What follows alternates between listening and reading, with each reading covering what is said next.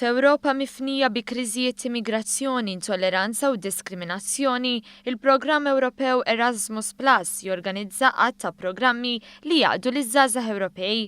Malti hija waħda minn 6 pajjiżi li qed tipparteċipa fil-programm ta' skambju ta' studenti TPOT The Power of Tolerance, għalhekk f'pajjiżna bħalissa hawn madwar 40 żagħżugħ minn Maċedonja, Litwanja, l-Iżvezja u r-Rumanija.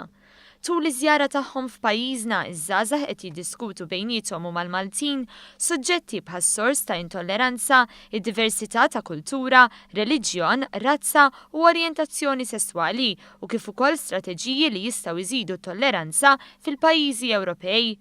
Staqsejna lil uħud mill-parteċipanti x'jaħsbu dwar il-livell ta' tolleranza u l-liġijiet li joffru drittijiet lil minoritajiet f'pajjiżna. I saw that a big percent in Maltese people, they're really tolerant, but sometimes when it's coming on their own skin, it's not so good. What we see in the local people is generally they don't see the tolerance as like a power play, like I have a power and I tolerate the other people, other minorities. They see as an acceptance. But actually, like 80 to 90% of the people, they are quite tolerant, and they say that there is a big benefit of being tolerant in the society, especially in Malta. I think that Malta is an example for my country, for Romania, because now we are debating the same-sex marriages, and actually the church is really imposing its view.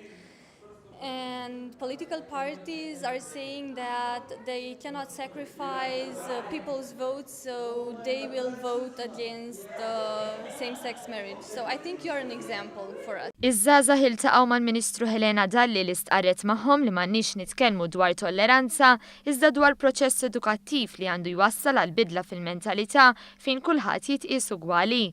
Il-Ministru Dalli saħqet li huwa ta' sodisfazzjon li l-fondi tal-Gvern allokati għall għaqdiet volontarji qed iservu biex jaqdu żgħażagħ minn pajjiżi differenti fi programmi li jippromovu l-għaqda fost id-diversità. Ħidma li tingħaqad mal-isforzi tal-Gvern Malti stess, għalhekk irrimarkat kif l-iskambju taż-żgħażagħ serva wkoll ta' vetrina għall ħidma tal-Gvern fil-qasam ta' drittijiet ċivili u l-ugwaljanza.